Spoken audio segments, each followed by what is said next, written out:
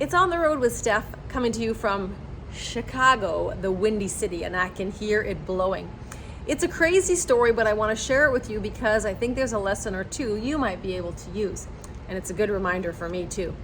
So I'm sitting in the airport in Chicago on my way to Vancouver, chit-chatting with this fella there. He's going to the TED conference. I said, have you ever been to Vancouver Island, which is where I live? He says, no. I said, if you have any time, come over to the island. It's a really magical, amazing place. Let me know if you come. The hub and I'll take you, and he was there with his assistant. I will take you around for a little tour. We say our goodbyes. Next thing I know, I get a message from him. Hey, we're gonna come to Vancouver Island on Friday. We'll be there for 4 hours. So we literally drop everything, make a list of things to do with that they might like to do on the island, and we pick them up from the airport, and we have a nice afternoon with them. We ended up going to the Fairmont for tea, which was a fancy schmancy deal, and they actually paid for everything, which was very kind of them. And then he says to me, are you familiar with Chicago? Do you know the Chicago skyline at all? And he shows me a picture. Do you know this building? He says, we have a penthouse there. And if you ever want to come to Chicago, we just use it like an Airbnb that you don't have to pay for. So send me your address and I'll send you the key and the directions. And in my head, I'm going like, sure.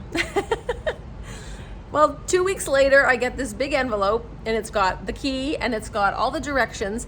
And welcome to the penthouse, folks, with a 180-degree view of the city, a skyline. It is, well, as you can see, it's pretty amazing. This is actually the second time I've stayed here. I was here with my daughters pre-COVID, and this time my sister was supposed to come, but she had to cancel at the last minute, unfortunately. So I'm here in this big place all by myself. Why am I here?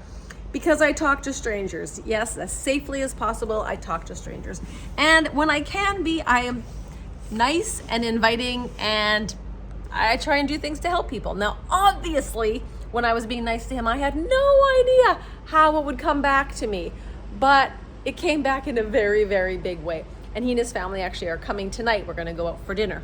So I'm not saying the payoff's always like this, obviously, but I believe in that law of karma, and you do good and you get good. It comes back to you some way, somehow, sometime.